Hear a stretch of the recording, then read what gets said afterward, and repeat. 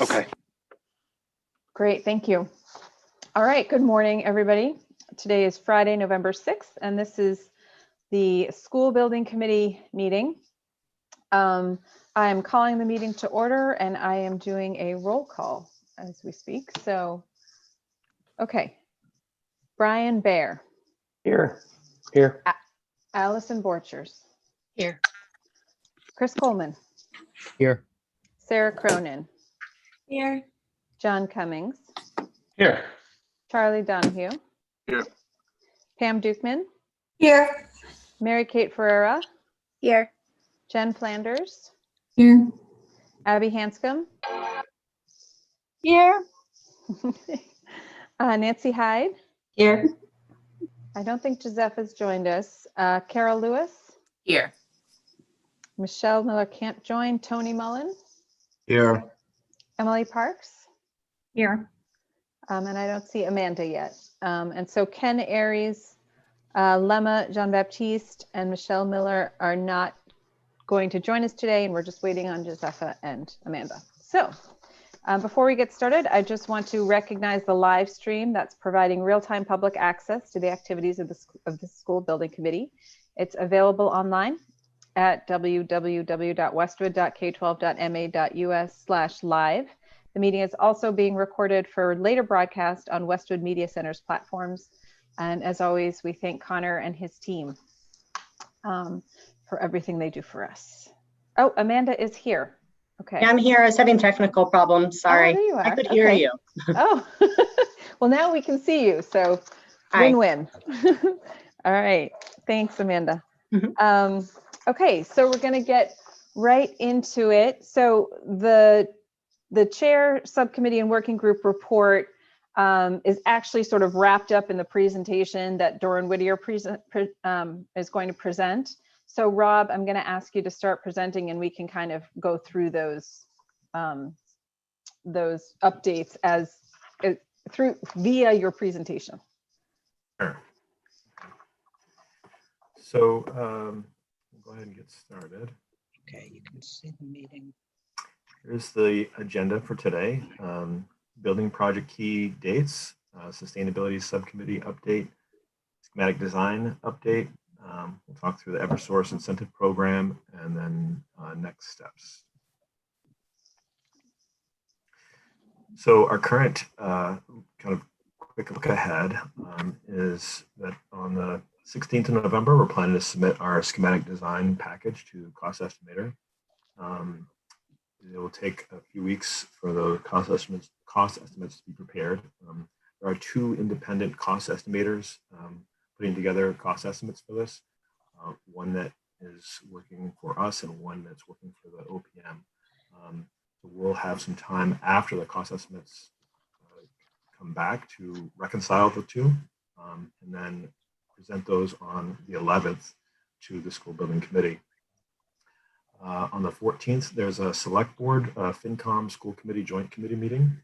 And on the 15th, there's a community presentation where we'll update the community on the status of the project and the cost. And then on the 18th, the School Building Committee will take a vote on the schematic design submission. We'll be sending that to the MSBA on the 29th of December. And then in February, there will be MSBA board meetings. And then currently planned is a town meeting and ballot vote in the spring. Rob, can you go back, please? Yes. Something that needs to be added into this, which is critical in the timeline from January through town meeting, whatever ends up being the desired or chosen town meeting and ballot date, there's a finance commission process where anything that goes to town meeting goes through stages of review. Usually there's introductory presentations in January, and there are public hearings. I know those dates have been set, and they're available through Jane O'Donnell in the Finance Commission office. So they're very critical because the Finance Commission, if it's voting for the early May town meeting, makes their decisions at the end of March. Okay, great. So yes, that's a good point, Nancy. What we will do is circle back with Jane O'Donnell, get those dates. We knew we had to go through that process. I don't think, at least I didn't know the dates had been set yet. So we'll circle back with Jane. We'll get those dates. We'll add them to this key date chart. And can I just add, there are select board meetings too that have to happen. Because Okay. they have to vote to put the question on the warrant, and they also have to vote to put the question on the ballot. Okay. Those have timelines as far as when those need to occur. All right, so maybe we'll do, and I think for purposes of the SBC, this is sort of a high level, but I know that there's a lot of town meetings that need to happen to get this on the warrant, to get the article on the warrant, right?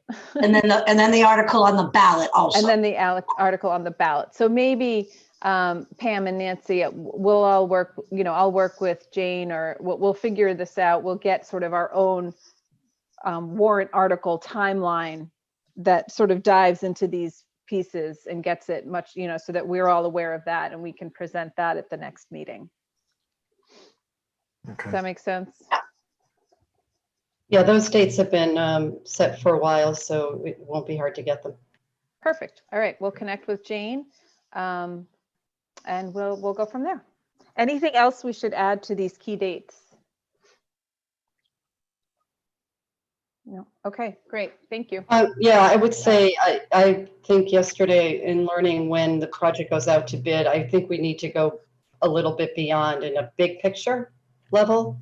But I So we think, have actually you mean beyond town meeting? yes. Mhm. Well, yeah, we're going to get to that later in the presentation. Thank you.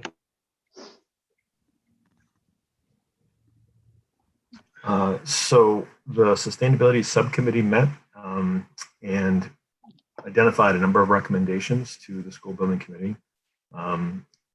The summary was that they agreed that we should continue to use the MERV 14 filters, which is what we're designing into the project.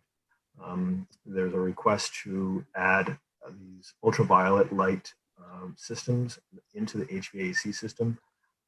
It integrates directly into the rooftop units.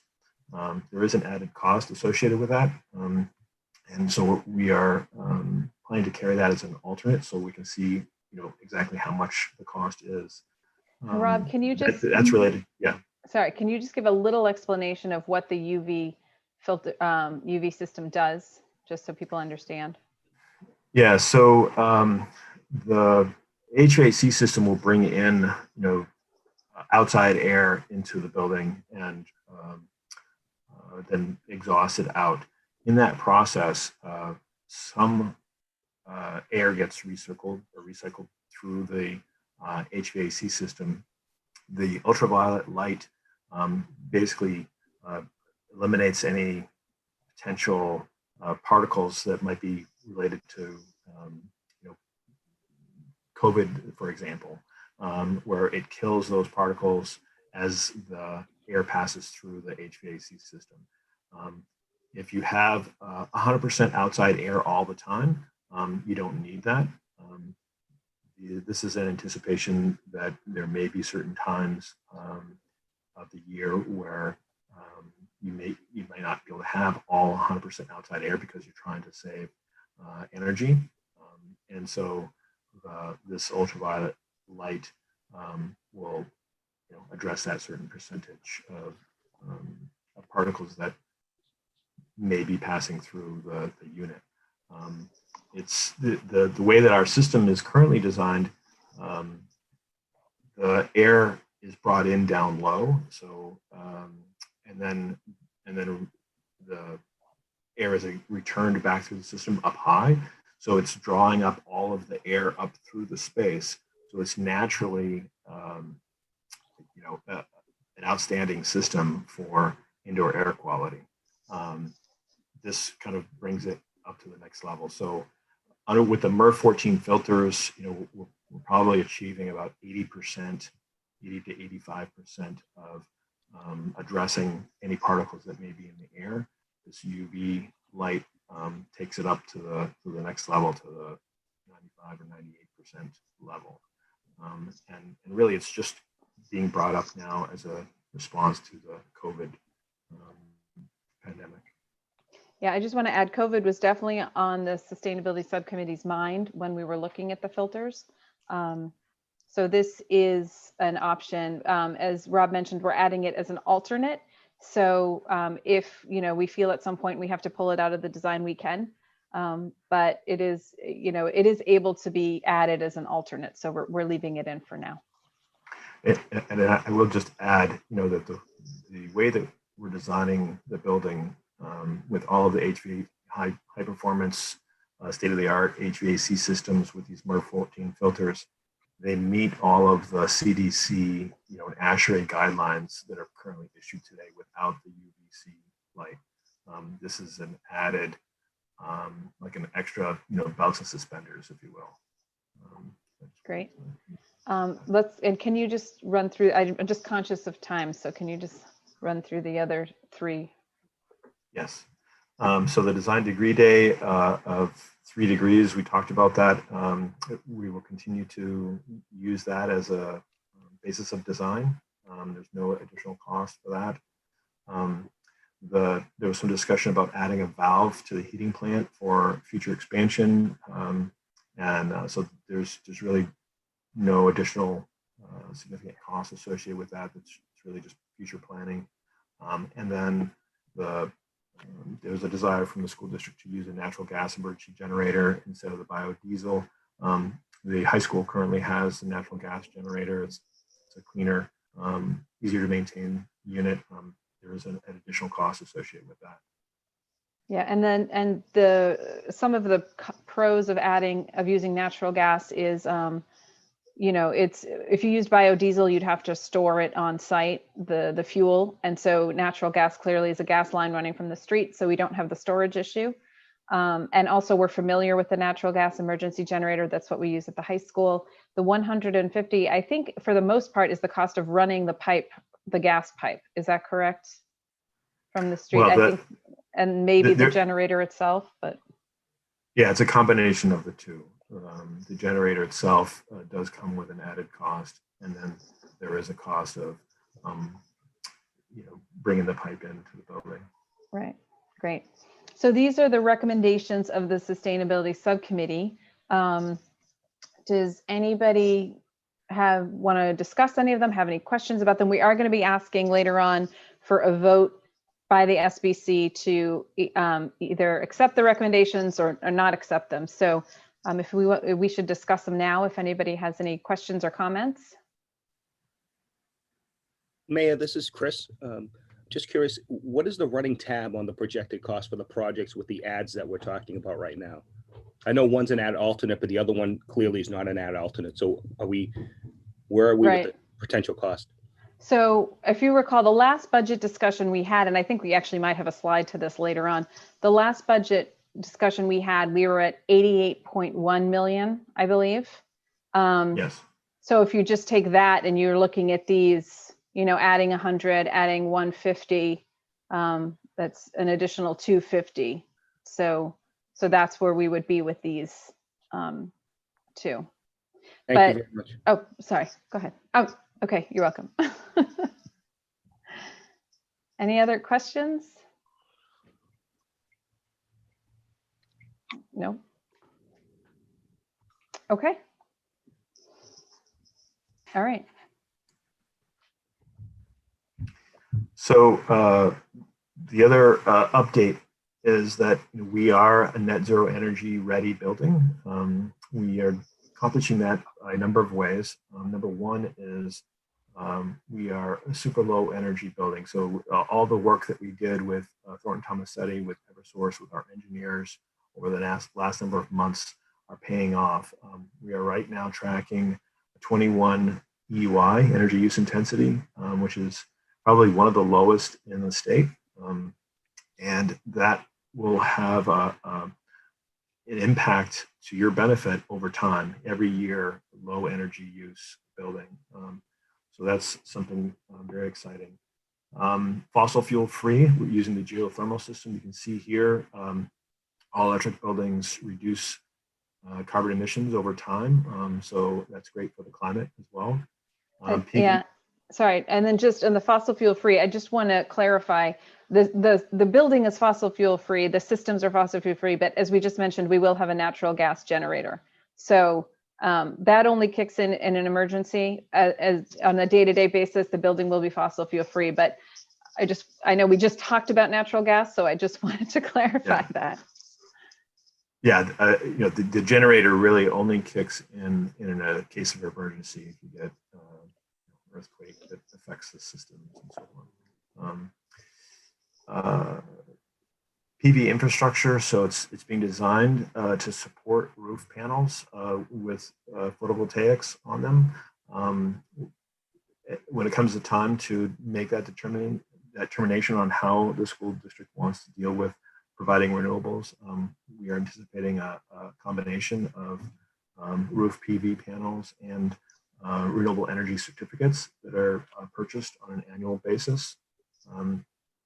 Right now, I think if you were to just do the renewable energy certificates, you're looking at like a $10,000 a year cost associated with that. But we'll save that discussion for another day.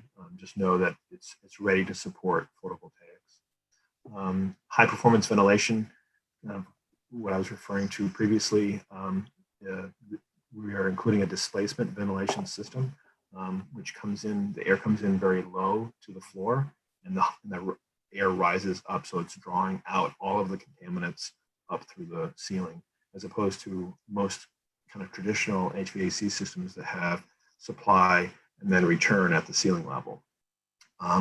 So this is a an outstanding system to use for indoor air quality. Improved envelope design.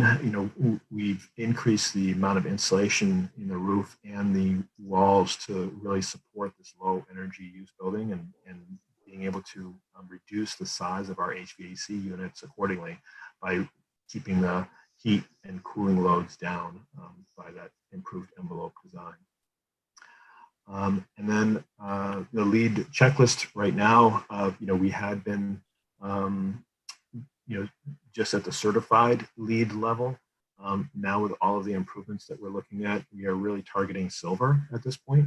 And there's many more maybe check marks in the maybe column. So this is the overall LEED checklist. I think I can't remember if I've shown this to the school building committee yet or not, but there's different categories. And so we go through all the yeses, the maybes, and the no columns. And so right now we are very much targeting the silver certification with another potential 50 maybe points, and that'll be investigated further into the design after the vote. So before we get any further, any other questions on sustainability subcommittee?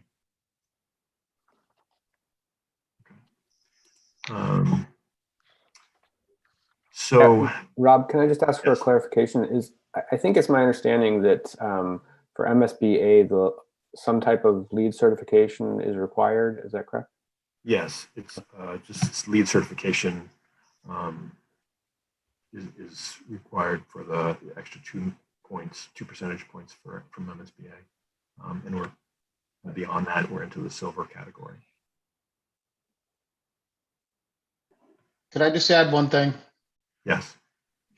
The UV lights, that was because the recirc can be opened up to 40%, generally speaking, December, January, and February, maybe even March, during the flu and sick season, not just the pandemic. So Right. We wanted to keep the students as safe as we could. And it's not like, oh, we'll just throw it in there. It was debated quite a bit.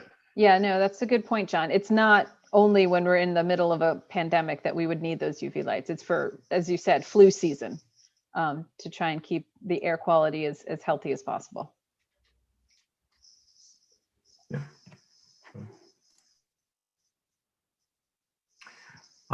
So now we're diving into the overall design of the building. And so, today we were since we are submitting this to the cost estimators, this is kind of an overview of where we're at in terms of the overall design of the building. And so this is just showing, this sort of community context. We're going to be talking a little bit about some of our design ideas and inspiration for the project. And it really stems from the fact that we're building this school in the woods, essentially. We've got over 300 acres of wooded area in behind the building. And so that really kind of sets the stage for what inspired us in terms of the design. So when we look at those woods, this is what we see in other buildings where we might be placing a building in the middle of town somewhere. We would be looking at. Yes. I had a question on the last picture. Yep. At our last meeting, we had a strong opposition from a person who believes in the environmental issues and was actually against the school project because of it. And I thought he was complaining about us taking environmental land. And I think it'd be valuable. You just mentioned 200 acres of all the land that we have here that's dedicated for trails and all the rest. I think it'd be very valuable to be able to document the amount of land we have with all of the properties here, the land use including, and how much of it we're actually taking. Because the way he was talking, it seemed like we were just cutting into this huge swath of land. And at some time, I think it'd be valuable to be able to document how much we have and how little we're taking.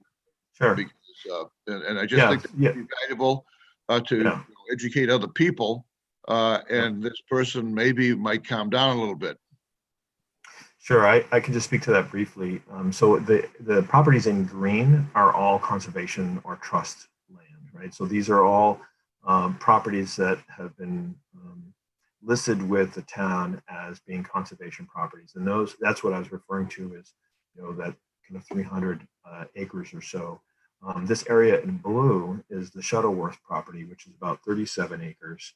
And this is owned by the town, and it was dedicated for school use. And then I believe in the 90s, it was reallocated to be school or municipal use. And so, that's the primary difference here is that, this is actually dedicated, and identified, as potential school or municipal use, whereas all of the areas in green are conservation land. And then the area that we are impacting, which you can kind of see somewhat highlighted here, is roughly around, it's somewhere between 7 and 9 acres is what we're estimating. And so that kind of, I hope that answers your question. Yeah, just to be able to say whether it's 200 to 300 acres of environmentally preserved land, and we're taking 7 or 9 that were originally intended for schools anyway. Right. Thank you. So as I was saying, when we look at the existing site, this is what we're drawing our inspiration from, not other adjacent buildings that we would normally do like if we were in a town. And so when we look at the existing buildings, when we look at the existing site, we've got trees and earth and rock. These are all these sort of colors and elements that we are drawing inspiration from. And so we've taken those kind of colors and elements and created this sort of materials palette to draw from. And so from that, we began creating this materials kind of board, if you will. So the materials that we are looking at using is a mix of brick, some field stone, this wood appearing rain screen panel. It's we refer to it as the Prodex panel, glass, and then metal. An alternative to that, which we started looking at, is the use of this terracotta tile. And this comes in different colors. This particular board is exploring the idea of different shades of gray that might be similar to like a cedar shake. We had this discussion with the aesthetics and design group, and generally speaking, the majority of the group really kind of preferred the contrast presented by using the wood panels and that sort of more of that wood feel. And so the images that we'll be showing you next, I'll show that. We will continue to look at other colors. This terracotta tile is available in other colors. There was some concern about the longevity of their Prodex panels, even though they do come with a 50-year life expectancy. The terracotta tiles have a longer life expectancy even than that. And so we'll continue to explore those as time moves on. And we will also getting a price associated with the terracotta tiles as an alternate, so that when they come in, we can see where that stands. This is the exterior inspiration board that we used both at multiple levels with aesthetics and design group, with the school building committee, with the community at large. And so a lot of the feedback that we received from those really has influenced our design. So this is the site plan coming in the bus loop here, the parent drop off, the fields out in front with the building tucked back in here.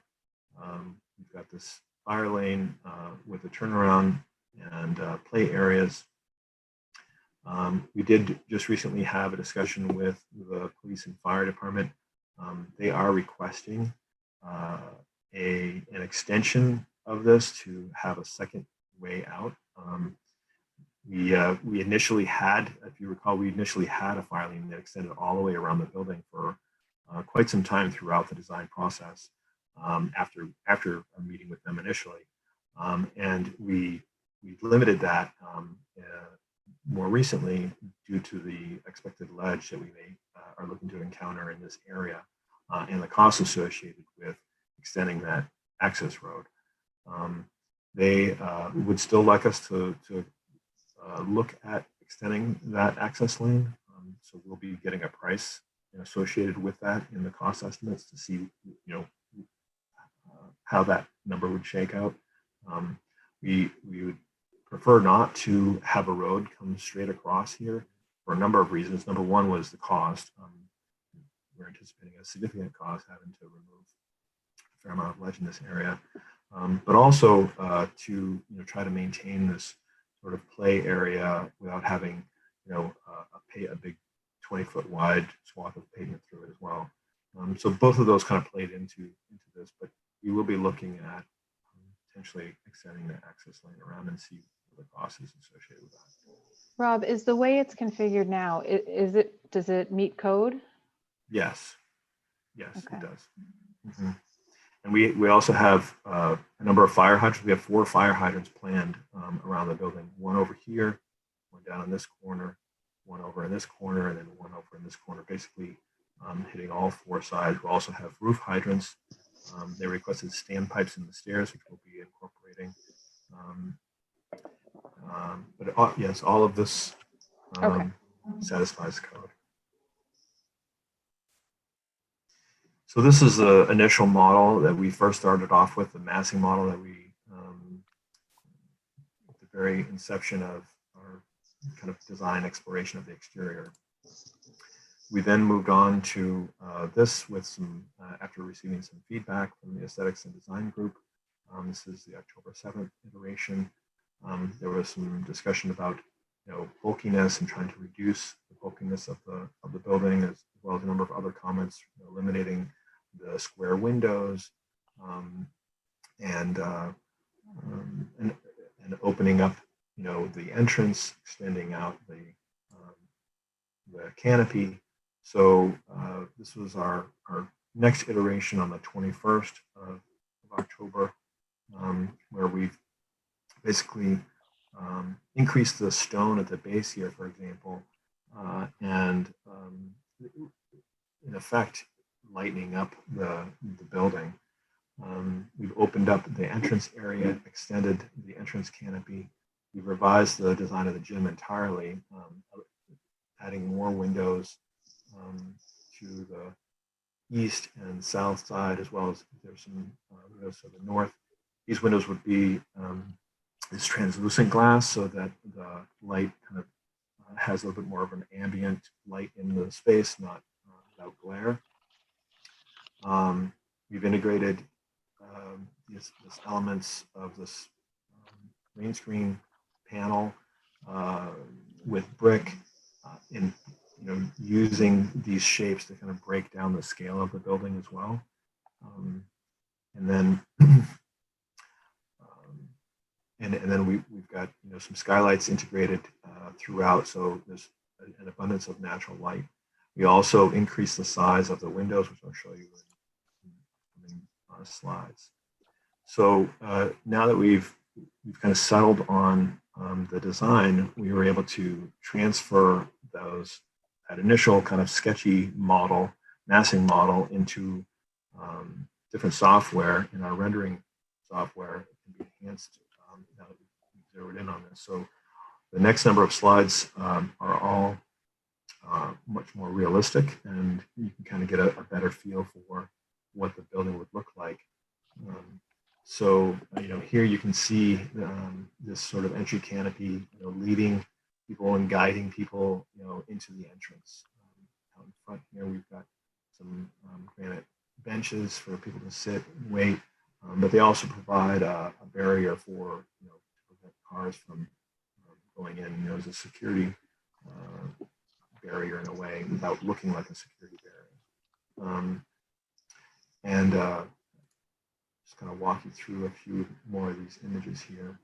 So the landscaping that we're planning, is, I think I've mentioned this before, but the idea is that it's not intended to be all fully manicured lawns. We'd like to reduce the amount of maintenance by integrating certain types of greenery that is more woodlands like, and doesn't need as much water and doesn't need as much maintenance.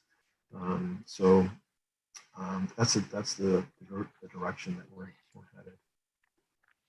This is a view of the south end of the classroom wing with that steam porch.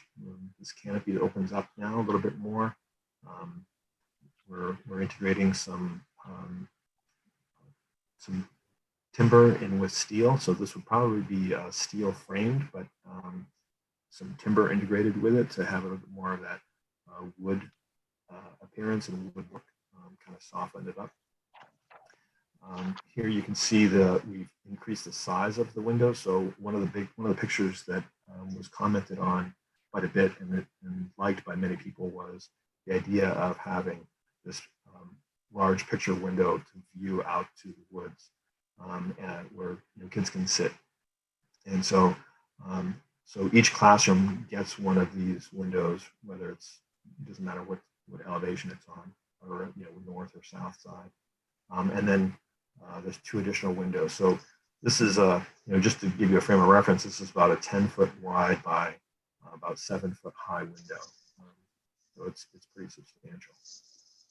We've also changed the windows here, as you can tell. So these are much larger. Previously, they were these sort of horizontal slits. So we've increased the window sizes here as well. And we've done a calculation on our overall window to wall ratio, and we're actually in very good shape in that regard as well. Still staying within the target that we're shooting for. This is a close-up of the steam porch. We don't have it totally worked out in terms of what types of furniture we'll have out there, but this is just one idea, and we can continue to work through with the school district on exactly what you're looking for. But we're buying some furniture out there. In this rendering, that's stone, not brick, right? This is stone, yes. Okay. Yeah. Yep. Thank you.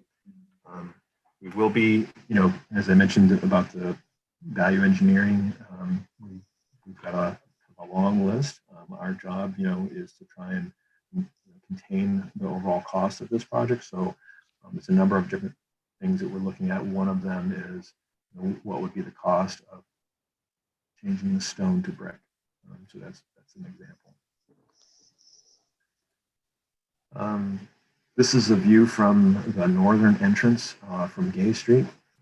So you can see there's the fields out in front is the primary component that you'll see.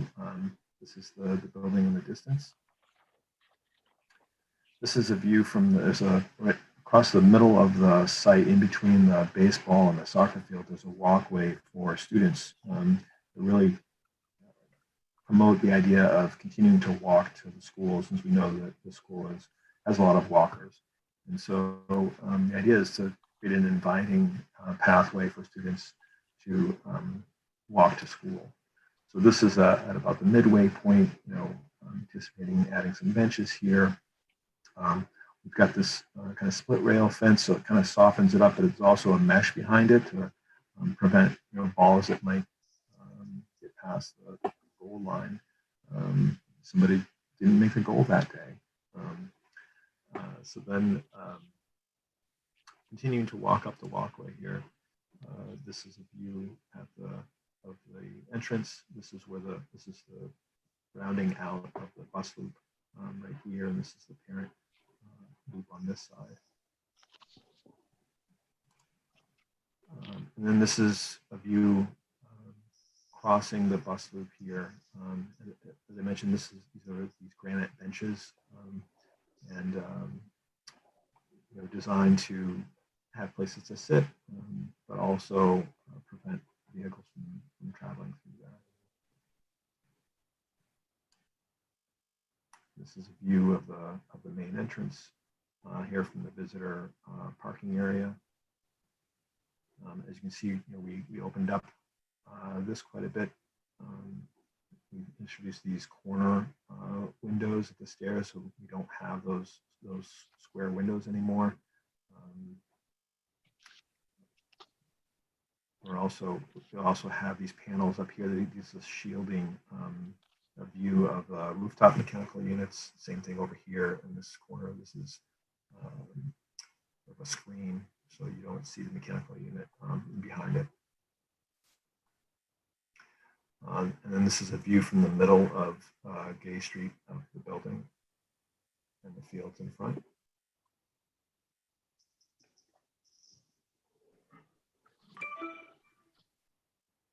Any questions on any of that before we move on to the floor plans? Just a couple comments, Rob. First, I want to say that this has come a long way in a fabulous presentation. It's really impressive. And I know this is a working meeting, but when we do anything with the public, I would encourage you to do the distance shots first in a presentation, because when we see the building up close, it's very grand. Yet this is in a residential area, and I think it's important to see it from the distance that most people will observe it through drive-by and things like that, which makes the magnitude of it softened quite a bit. It's what you will remember we did with the police station. The setback was very important because we knew we were creating a large building that was important to have all that space, but we didn't want it to loom large over, one, the adjacent building, and two, High Street. We wanted to give it that soften the size. And I think that's important here as well, because this is a dramatic change from what exists. But I want to give you guys and everybody who worked on this tremendous credit. This is really looking great. Great. Thanks, Nancy. Appreciate it. I have a quick question, Roberto, if you don't mind. Yeah. Well, first, comment. I want to echo what Nancy said. I think this looks phenomenal, and thank you to everybody who worked so hard on this. I'm really excited about it. And just a quick question regarding that kind of back patio where you pictured the students out there working. How will the security work with that door? Is that going to be an automatic locking door, or will only teachers and staff be able to have access in terms of a key or whatever? Yeah, that's a good question. So there's planning to be really one entrance to the building.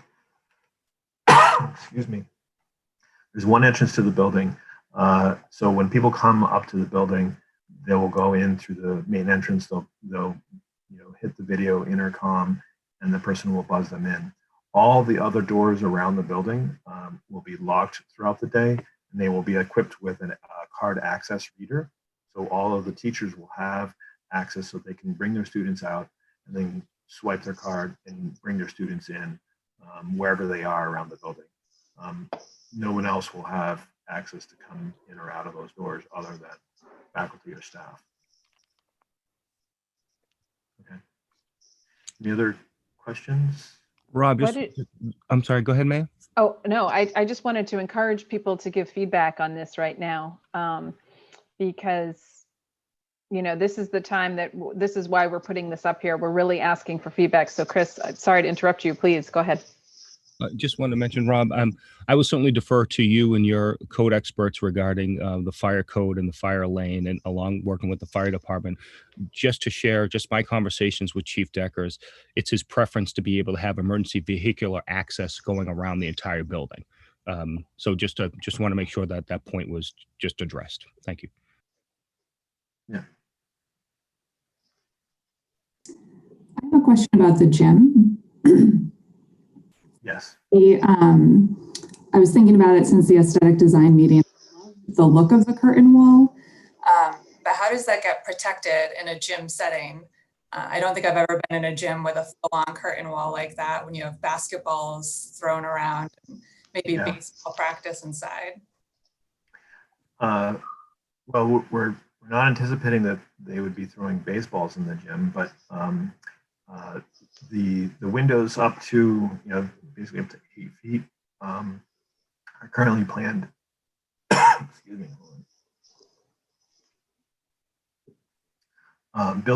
The windows up to 8 feet are currently planned as laminated safety glass, so they will be able to resist impact from, let's say, bouncy balls or other a basketball that hits it. And we've integrated this into other gyms, and it works fine. We can extend that laminated safety glass as far up as we want. We haven't really seen a need to do that at the higher windows, but we can certainly continue to do that further up if that's desired.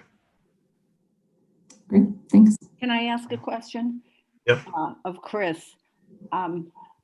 You said that the fire chief wants a lane around the school. So what does that do to the presentation that we're seeing right now? Does that change it? My understanding is that what was discussed initially was to have a fire lane that would go around the entire building. I'm hearing from Rob that what is presented is to code. I'm not questioning that. I'll let the code people have that conversation. It's my conversations with Chief Deckers is that he would prefer to have emergency vehicular access where all of his apparatus would be able to go around the building if they needed to. So if they needed to address something from the rear of the building that currently doesn't have that access, he would be able to do so. So Rob, how does that change what we're seeing now? So, what we are exploring is an extension of the access road so that it goes around the building to the other side.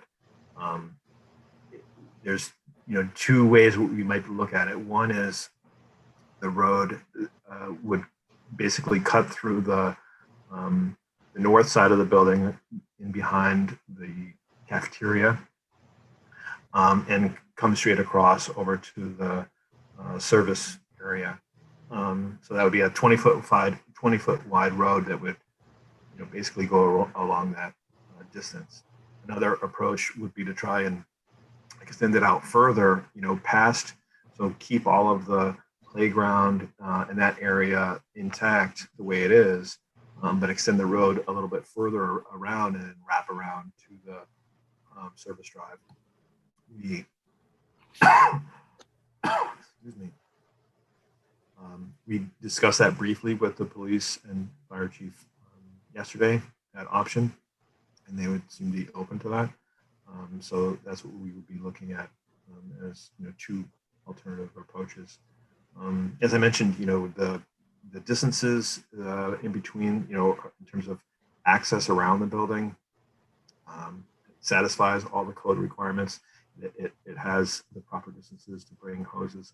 I think the chief's concern is with the limited number of staff and vehicles, that having a road that goes all the way around is easier for to have multiple options in terms of getting access around to that backside.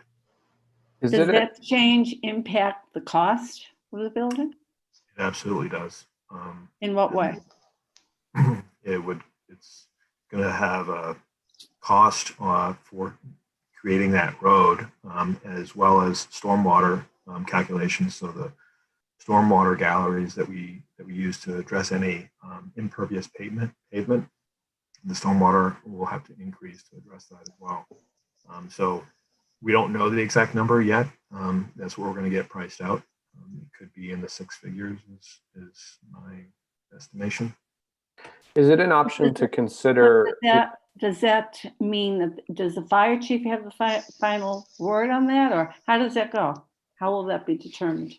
The school district is ultimately, the school building committee decides, makes that decision. Okay, thank you, Rob. Rob, this is Brian. Is it an option to consider a non-paved road? Like I believe the library has a fire access road behind the building that is non-paved. Is that correct, Chris, Nancy? Yes. That's correct. John? We've talked about unpaved roads with the fire chief in the past, and they really would want it to be paved because they want it to be plowed and provide a surface that easiest for them and their trucks to travel through. I think there's more to be done with this whole thing too. So maybe we should make sure we get everybody's just mindful of the time, because we've used pervious pavement on a number of those, and there's other strategies to kind of get access for fire. So maybe we should not. Yeah, I think I agree, Tim. Thanks. I think this is probably, we're going to do a lot more designing on this and have more conversations with Chief Deckers. So I'd love to get more opinions on this redesign of what people think, because this is what we're submitting. At this point, this is the schematic design that we're going to be submitting to the MSBA, and we're submitting for cost. So I'd love to get more thoughts on the actual design of it. Can we hear from the school people, principal and others, as they have been involved with this and hearing a lot of the feedback from the community? What do you think of this? I think the changes that we've seen come through over the past month have been really, really impressive. I personally feel very heard, and I think this building is it's going to be a beautiful design, and I think it's going to support the educational needs of the children. So I think we're in really good shape here. Thanks, Sarah. I would echo that, and I would just thank the folks at Doran Whittier. I mean, as I've sort of watched this unfold and have been looking at the comments from the community, I feel like you've been very responsive to the input that we've gotten. And I think you've come up with some great solutions. I'm very excited about how you've changed the entrance and extended that canopy. I think that was a great solution to some of the issues that have been raised. And I would just echo Nancy's comment that I think that having folks view the building from the street first, I think is very helpful in terms of understanding the context of the building. Okay, great. Also related to the fire, the schools are still going through these different drills for active shooter drills and all this. And so just as important as a fire is, I'm just interested in what we've done on security issues, locked doors. I mean, is there more that could be done on this building? And have we already done it, considering those issues? Yep. So we've had discussions with Chief Silva as well. We've shown him these plans. We're getting feedback from Chief on security. And the security will, we're not going to speak too much about security for security reasons. But we are working very actively with Westwood Police, and we also have security consultants that the Dorn Whittier team can consult with. So at the end of the day, this is going to, taking into account the current situation, the current environment. We're very comfortable with the security of the building, but we have work to do. As I said, we just had initial conversations with both chiefs, so we're going to be working with them very closely over the next, assuming this passes town meeting, and we go into the year-long sort of design document development. We'll be really getting into that. And I just want to add that the chiefs were consulted early on. They've been giving input for a while. They do have some current concerns that will be worked out. They haven't just been brought in now. Correct. And like I say, they definitely have concerns and things they want to see addressed, but that's part of the ongoing discussions. Right. That's a good point, Nancy. We have spoken with them very early. It wasn't just recently. So we're feeling good about where we are in terms of making sure the stakeholders are involved. This is Brian. I just wanted to comment that the design's looking wonderful, and I also wanted to mention that the Design and Aesthetics Committee. I think we all think that the design team's been very responsible to all the input. There was a list that Rob showed at the last committee meeting that was sort of a top 10 of community and committee input to design changes along the way. I think that was a great list, and they recorded it all along, and I think responded successfully to all of those items. So thanks for that work. And that's kind of an important list, I think, of recording some of the process along the way. I just wanted to mention, I'm not sure this group has seen that. Yeah, and Brian, that's a good point. So we had the community forum a couple weeks ago, and we got a lot of great feedback from the community on that. I forget what date it was. I think it was the October 7 design. And not all of it was good. And Rob and Don and his team really compiled a list of the comments, both good and bad, and worked to address every single one and sort of tick them off the box. And I think at some point, I'm not sure if I think we talked about making those comments public. We may have done that, but we will do that. But you can see how this design, once you look at that list, how this design has really evolved from those, a large part from the community forum. May I just say something? Sure. So just so I don't want to repeat everything that everyone else said, but I think it's a great design right now. But just as far as the process, just to let those who may not be familiar with municipal building projects or large building projects, what we're talking about with fire, and then eventually the architects will be talking about with the different code enforcers, building, plumbing, wiring, things like that. It's very common. So all I want to say is this is a process that we go through in municipal projects, and we'll continue to work through with the architects. Everyone has the same goal, which is to provide the best building, at the lowest cost that we can, but also the safest way that we can. So this is just an ongoing effort. Ongoing communications have been happening. I just want to thank Dorn Whittier and Tim and Chin for their work with the code officers, as well as with police and fire. And we will continue to work with the project going forward. Great. Thank you, Chris. I'm going to give one final comment. I put it in the chat, but I want to make sure it's known. Rob, you have a slide that has the Hanlon sign very prominent towards the street, and yes, it's a little bit overwhelming scale. And these are looking so real that I think you need to make that a less commercial looking sign. It's not the aesthetically commercial looking, but scale commercial looking. Because I think first impressions, when this gets out for further viewing, first impressions matter. And I don't think if the planning board has any say in that, I don't think that scale of sign would make it very far. So you might as well bring it down a little bit. Sure. Turn down the volume a little bit, okay? We can do that. Thanks. Okay, any other comments on this, on what the building is looking like? So I just had one question. Oh, go ahead. For Rob on so if you come up the parent driveway and you're looking at the school, all the trees that are in place now, except for the fire access road, they'll all still be there, right?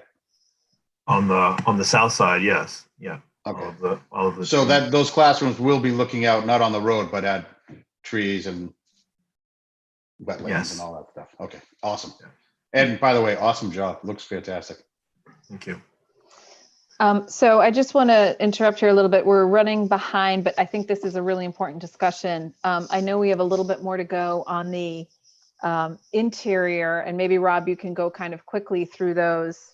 I think I'm going to move the Eversource incentive program discussion to the next meeting. I think that for time purposes, we don't have to discuss it today. So we're going to push that to the next meeting. So Rob, do you think we can get through in about 5 minutes, the rest of the presentation? Sure. Yeah, we can do that. So this is the floor plan. Everybody's seen this. I don't think I need to go over it really again, unless people would like me to, but this is just the overview of the floor plan. This is the second floor. This is a blow up or close up, if you will, of the administrative area and the cafeteria. I don't think people had seen this at this level. So this is the entry vestibule here, the administrative intake area, administrative offices, nurses' offices down here. This is a stairway leading up to the second floor. These are music classrooms that are directly behind this platform stage. There's a ramp leading up to the platform. There's also this ramp that leads up to this level. So this music classroom and the platform are at the same level. You can bring instruments in and out from that music space. This is the cafeteria, views out to the woods. There should be a door right here. So imagine that there's a door right here going out to the outside. This is a kitchen and chair storage, toilet rooms for use by the public and as well as students that are either using the gym or the cafeteria space. Extended day and adaptive PE directly adjacent to the gym. This is a enlargement of a typical classroom wing. So here we have classrooms with a small group room, and then the extended learning spaces. So each pair of these classrooms has a small group room they can access from the classrooms or from the extended learning area. In this particular view, there's an art classroom right here, resource and learning center, and then this is the media center to the middle. Looking at the media center here, so we're envisioning this as being glass. This is this sort of check-in or librarian station. Stairs going up to the second floor. Some reading steps here, stacks, and then an instructional area with access out to the steam porch. We're also including some access here to the STEM room and the art classroom to have this sort of cross collaboration between each of the three spaces. This is the second floor. So coming up to the stairs, there's another area here where students can meet and study, have a quiet time. People on the second floor can use this space as well, and then go down to the bottom level of the library. This is kind of seen as like a reading area where a teacher can bring or a story time area where teachers can bring their students and have a story time looking out into the wooded area to the south. Moving on to the projected project schedule. So this provides a general overview of the entire schedule for the project. So up here, you can see the town votes, May and June. That's the current anticipated time frame. It's been pushed out from, what we were originally planning to be in March. We would, following successful vote, we would begin design development, which is currently planned for about 4 months. We would submit to the MSBA, and then we have 7 months of construction documents where we're putting together the documents to go out to bid. During that process, we're also submitting to MSBA along the way and getting cost estimates. We have another cost estimates in design development and multiple cost estimates in construction documents. So we'll be doing checks on where we are along each step of the way. We want to take advantage, since this has kind of pushed us out in terms of the start date, it's kind of pushed our schedule for bidding out for the main project to May and June. And so we really want to take advantage of that first summer in 2022. So we're currently planning to bid out some of the early site prep work, clearing and grubbing and site prep work, so that that can happen. And then the contractor for the primary project can jump in July with a site kind of ready for earth moving and so forth. Rob, Yes. on the bidding, can you tell us what the contingency factor is that gets built into MSBA projects? And I ask this because there's a tremendous amount of time that's going to exist between the pricing we're going to see next month and then actually going to bidding. And in the current uncertain economic environment that we're in, that's really hard to predict. So that contingency factor is going to be ever more important. So Sure. what gets built in? So the cost estimators will be looking at this schedule, and they will be incorporating an escalation factor to the start or to the middle point of construction. And so they will build that into their cost estimates, and that escalation factor could be anywhere between 2% and 6% annually. In addition to that, they'll also be carrying an estimating and design contingency because we don't have a full set of drawings. And so that estimating and design contingency will likely get dwindled. That percentage of the contingency they're carrying in their cost estimate gets reduced at each stage when we further develop the design. In addition to that, there's an owner's contingency, and we can talk through what percentage that wants to be, but there's a contingency set aside for things that might happen. Go ahead. I just think we'll talk much more about that when we present the numbers, because we are constantly trying to monitor that, Nancy. So I'm just mindful of time. We will definitely have much more to have about that. Yeah, and I appreciate that. I'm just concerned that this is going to come at us in a month, and we're going to be asked to vote on something, and I want to have a clear understanding of that, because we're not going to have time to debate it and then wait and then come back with something. So Right. I'd be very interested in knowing what that wants to be. I know in the town and the municipal building projects, we were moving more towards 20% for that owner's contingency amount, because we've been burned. We've had huge issues. And for those who didn't live through the high school project, our contingency was completely inadequate, and largely because we were tearing down an old building that contained asbestos. We ended up with having to go back for more money later on, and I don't want to see us doing that again. So it's noteworthy that the bid is so much later than this is put together. So I want people to be really paying attention to it, and I don't want to hear about it when at the same time we're being asked to vote on it. It won't be sufficient. Yeah, no, I 100% agree, Nancy. And this is something we're very conscious of. Our next SBC meeting is specifically a cost meeting.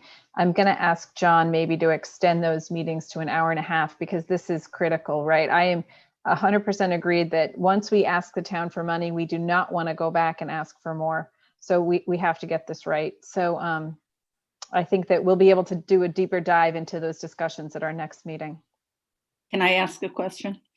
I have heard conversation around town asking why we're doing the vote in the spring as opposed to the fall, given the current economic situation and COVID and so forth. So Right. can you explain that to us, Mayor? Sure. So we looked into, so we've already had, as this project schedule shows, we've already actually experienced a delay because of COVID. We originally wanted to do a special town meeting in March, but clearly we can't do, it's very difficult to organize town meetings. So now we're thinking, you know, we have to go to the regular town meeting in May. And because of that, that shifted the schedule by about 2 to 3 months. And then in addition, we found additional ledge, so that was pushed the schedule for a few more months. So we're already a little bit behind because of COVID. If we push to the fall, first we need to, the MSBA, we're getting the MSBA amount voted on at their board meeting in February. And there's a time limit by which we need town approval once we get there. So we'd have to go back to the MSBA and ask for an extension of time. Which isn't something, you know, maybe a week or 2 would be okay, but to ask for a 3-month extension, I'm just a little bit nervous about doing that. More importantly, it would add, I think Chin and Tim estimated an additional around $3 million to the project to extend it to the fall. And that's due to cost escalations. And I think, and what were the other, I know there's more reasons than, but I think cost escalation was the primary reason. Is that right, Tim? Yeah. Am I on? Yeah. Yeah. That's the primary reason. Right. So I understand, you know, uncertainty and COVID, but I think that I don't want to jeopardize the MSBA funding. I don't want to increase the cost by $3 million. And so hopefully the town will understand if we, you know, sort of explain it, why we need to, why we're still on trying to do this in the spring. Does that answer the question, Josepha? It does, thanks. But this is new news, I take it, from the 6 months? Yes. Yes. Okay. Yes. This is new. That's why we're putting this project schedule up today, because this is new news. Right. So with the combination of pushing out the town votes, and then now that we've done a grading plan and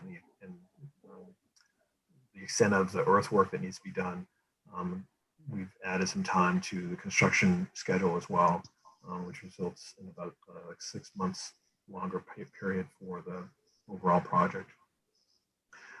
So we're looking at move-in of approximately February, March of 2024, where students from Hamlin School would move into the building. We can continue discussions on whether it makes sense to have Deerfield move over at the same time. But really the idea is that we need to move students into the building so that we can abate and demolish the existing building. And then the remaining site work in phase 4. Any other questions on the schedule before I move on? Anything you can do to make up time?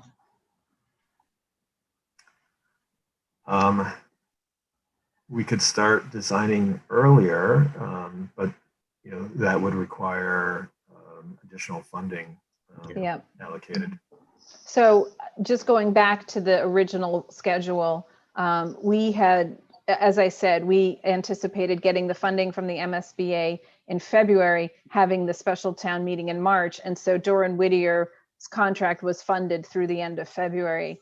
So now, because we can't have that special meeting in March, we have to wait till May. There's about 3 months or 2 months that Doran Whittier, if they want to start designing, we'd have to then find more money to pay them for those 2 months, because the contract technically went through the end of February.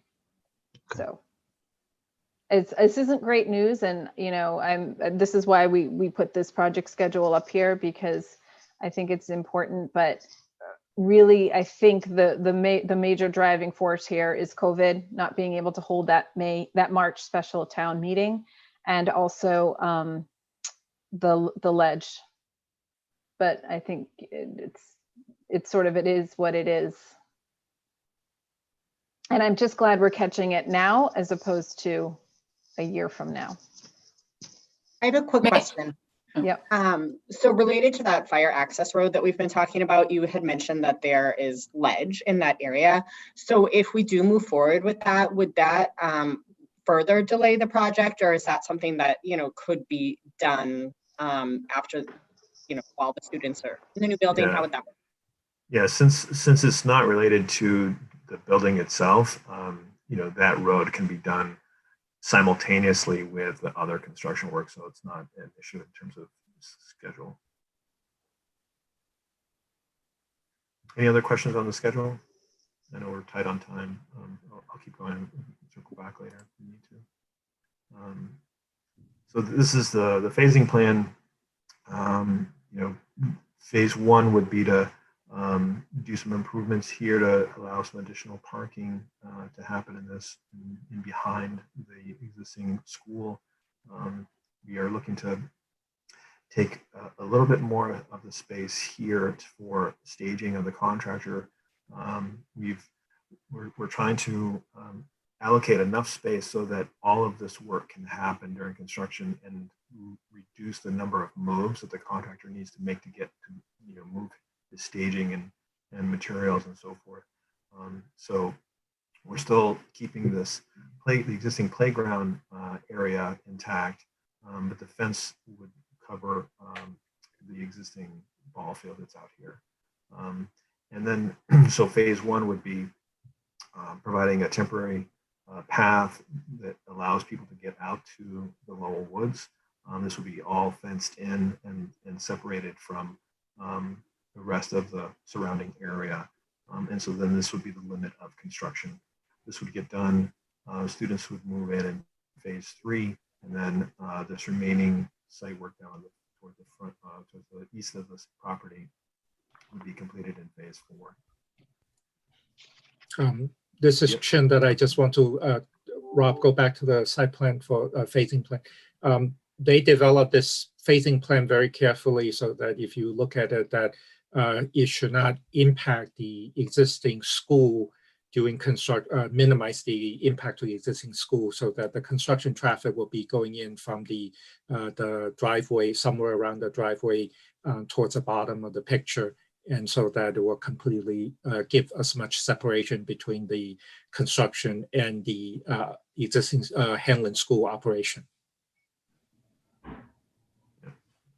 Excuse me, Mayor? Yeah. This is Chris, just a quick question.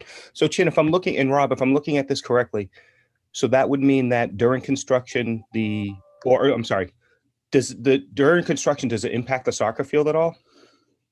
So that it will, yes. So, and actually the baseball field is under there too. So we're going to have to work with those, you know, Westwood Youth Soccer and Westwood Baseball to address that issue. Now, that soccer field typically hasn't been used as a soccer field. I know they used it this year, but historically it hadn't been used as a soccer field. So really, initially we were thinking it would just be the baseball field for the short term of the construction that we would lose.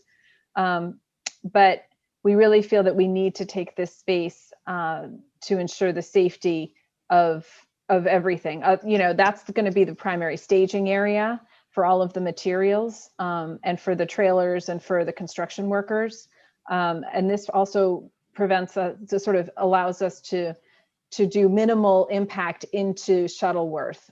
If we were to sort of have to stage it elsewhere, we would have to stage it further into the woods, and we're trying to minimally clear as much as we can. So we will reach out to Westwood League, Westwood Little League, and talk to them about that. But there will be a temporary takeover of that baseball field. I completely understand the reasoning. The only thing I would ask is if you can just add the recreation department to that discussion list. Sure. I'm not sure they use that field. Do they use that field? I don't know if they do. I just want to make sure that they're part of the conversation, because I'm sure anything that's happening here is going to shift to other uses. Yep. So Westwood Rec, we've been in contact with them, and when we were in contact with all the other groups as well. So we'll be sure to include them. Thank you very much. I'll add one more thing. This area is also planned to have underground stormwater galleries. So we also need that as we transition to provide a place for all the stormwater to run into as we complete the building. So just looking back at the overall budget, back at the August 25th school building committee meeting, these were the decisions that were made. It was 83.3. We added the geothermal system, the HVAC, the 100% AC to come up with the $88.1 million target for the budget. Items not taken were the timber framing and the rainwater cistern. So where we're at today, initially we had included a 77 soccer field. Based on the current layout and the desire to limit the development of the wooded area, we've removed the additional 77 soccer field. And we just couldn't fit it into that front portion of the site, considering the entry and exit drive. So it just, we were very optimistic that we could fit it in there, but once we finish all the final grading and so forth, it just wouldn't go. So that item was removed. Other potential items that might affect the budget, the ultraviolet light system for the HVAC system that we talked about, natural gas emergency generator we talked about. Due to the amount of ledge that's anticipated, we are carrying a cost for a radon mitigation system.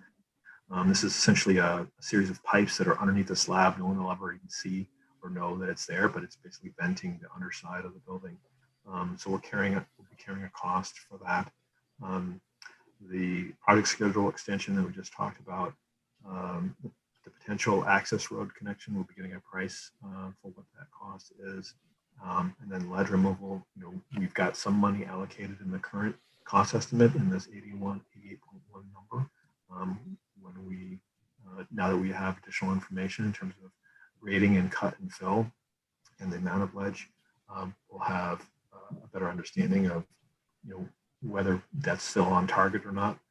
That still doesn't mean that there won't continue to be unknowns with the ledge. We're anticipating carrying extra contingency to plan for increased unknowns related to the ledge, since it's all underground. But anyway, that's the kind of the summary of the items that we're currently looking at that may have an impact on the budget. Yeah, and we will, as I said, the next SBC meeting, we're going to have numbers here. We're just sort of letting you know what might impact right now that we think we see, but we will actually have numbers at the next meeting. And we're going to skip over this slide. We're going to skip that, yep. And questions, comments, reactions, anything else we want to talk about? Hi, it's Carol. I've been conspicuously silent. This is a great presentation, and I really had nothing to say that would be different from what anyone else has said today. I just have this one question, and that is, at what point, and maybe you've answered this and I've just missed it, at what point will we find out how much we get from the MSBA? Yeah. In February. So it will be in. They have a February board meeting that we've requested to be on the agenda for. Okay. And that's when they will vote the number. Okay, great. Thanks. I just have a question relating to the going before the town meeting and all this. People have been asking me questions, and I'm not sure when the best time to kind of answer these are, but we should start thinking about them. The most basic question is, when does the tax payments from residents for the high school end? And how much is that approximately for somebody whose taxes are $6,000 a year, $10,000 a year, $15,000? How much of that is going to be relieved and when? And how much might the new cost in taxes be with this project? And I think it'd be worth thinking about those things, because that question will come up with us being expected to respond to it. And I also think it'd be very valuable to begin to have other towns who have already completed their projects, who are spending this kind of money on their schools, that has been through the town system, it's got it supported, they're getting money, just so we're aware as that question comes up on why are we doing this at this difficult time? And have others done it? Because I think a lot of others have done it in the last 5 years, and we're way behind most other towns because of the age of these schools. So just thinking ahead of those questions coming up, it'd be worth our while to begin to prepare information and answers to some of those concerns. Yep, absolutely. So we, as mentioned, by December, we will have the estimated cost of the project. By February, we will have the MSBA reimbursement amount. So once we have those two numbers, then we're going to be able to start answering the exact tax question. How much will the tax impact to each individual be? And so well before town meeting, we hope to be able, and when we're going to work with Pam and her team on this, we're going to hopefully be able to put up some sort of calculator for people to find out exactly how much. We just don't have that information yet, but we absolutely want, we'll have that information hopefully a couple months before town meeting. And people will be able to go on and find out, what the tax liability is. And that will take into account the high school debt, coming off, and Pam's going to work her magic and help us with that. Thank you. That's the plan, yes. That's the plan. Thank God for Pam. But we do always, Charlie, present what it costs for the average home and different price points. We'll always do that. I think we've been talking, I feel like we've been talking for quite a number of years about when the high school ends and how that's going to be incorporated into this. It's not going to pay. Obviously, this project is twice as much what the high school was, but certainly it's super helpful for the community that will be ending paying for the high school before we take on this new debt. Thank you. Great. Any other questions, thoughts? No, I mean, I just wanted to write, I'm a little concerned about timeline, and just understanding if there's additional slippage and, I don't know, it's just kind of my continued concern. There could be additional costs. I don't know. I want to understand if do we feel better about this timeline, or is there going to be additional slippage? I mean, I don't even know that today, but I'd want to understand that. So I asked Chin and Rob, how good do we feel about this timeline?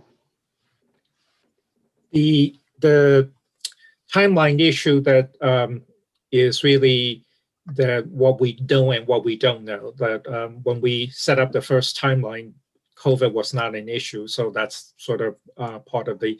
And then we find out more and then we added in additional time for the ledge removal, and at the moment we do not see anything that we know of that could potentially push the timeline out. At the moment that this is a very comfortable schedule for a project of this size, and then the complexity. And it's not too tight, right? We're not gonna. It's a realistic. There's a little bit of flex. There's a little bit of. This is a normal schedule for this type of project. It's not a compressed schedule. Okay. It is possible to compress that, but I don't want to speculate at the moment. No, and I'd rather present a realistic time frame and then make up time if we can, as opposed to the opposite. So, any other questions? Does everyone feel like we're going in the right direction, time-wise aside? As long as the building's open by the next presidential election. I don't know if this one will be resolved by then, Tony. All right, hearing no other comments, I'm going to move on. We have a couple votes to do.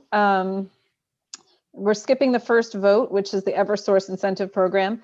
A vote to accept the Sustainability Subcommittee HVAC recommendations. So this would be a motion, and I'm going to try and pull up the very quickly. So this would be a motion to accept the Sustainability Subcommittee recommendations of number 1, using a MERV 14 filters with UVC as an alternate. Number 2, using design degree day of 3 degrees Fahrenheit. Number 3, adding a valve to heat the heating plant for future expansion. And number 4, using the natural gas emergency generator instead of the biodiesel. So can I get a motion to accept those recommendations? So So moved. moved. There we go. Was there a second in there? Ally. Thank you. All right, roll call. Brian, Yes. Allison. Allison. Yes. Okay. Chris, Yes. Sarah, Yes. John, Yes. Charlie, Yes. Pam, Yes. Mary Kate, Yes. Jen, Yes. Abby, Yes. Nancy. Is Nancy still with us? Nope, she Believe may she had to have. jump off. Okay. Josepha, Yes. Carol, Yes. Tony, Yes. Emily, Yes. and I am a yes. Motion is carried. All right, the next vote is to approve the invoice payments. The total is $66,965.22, consisting of one invoice from Compass for $16,443 and one invoice from Doran Whittier for $50,522.22. Again, total of $66,965.22. Can I get a motion to approve these invoices? So moved. So moved. There you go. Second. All right. Brian, Yes. Allison, Yes. Chris, Yes. thank you. Sarah, Yes. John, Yes. Charlie, Yes. Pam, Yes. Mary Kate, Yes. Jen, Yes. Abby, Yes. Josepha, Yes. Carol, Yes. Tony, Yes. Emily, Yes. and I am a yes. Motion is carried. Next motion, vote to accept the Sustainability Subcommittee meeting minutes from September 24th, 2020 and October 8th, 2020. Can I get So a moved. motion? Second? John. Second. All right. Any discussion on these minutes? Hearing none. Brian, Yes. Allison, Yes. Chris, Yes. Sarah, Yes. John, Yes. Charlie, Yes. Pam, Yes. Mary Kate, Yes. Jen, Yes. Abby, Yes. Josepha, Yes. Carol, Yes. Tony, Yes. Emily, Yes. and I'm a yes. Motion is carried. And the last action item is to approve the school building committee meeting minutes from October 2nd, 2020. Can I get a motion to approve? So moved. Second. Any discussion on the minutes? Nope. Okay. Brian, Yes. Allison, Yes. Chris, Yes. Sarah. Sarah. Sorry, yes. John, Yes. Charlie, Yes. Pam, Yes. Mary Kate, Yes. Jen, Yes. Abby, Yes. Josepha, Yes. Carol, Yes. Tony, Yes. Emily, Yes. and I'm a yes. Motion is carried. Okay. Any new business? Nope. Okay. Can I get, I guess the last thing to do is adjourn. Can I get a motion to adjourn? Motion to adjourn. Second. All right. Brian, Yes. Allison, Yes. Chris, Yes. Sarah, Yes. John, Yes. Charlie, Yes. Pam, Yes. Mary Kate, Yes. Jen, Yes. Abby, Yes. Josepha, Yes. Carol, Yes. Tony, Yes. Emily, Yes.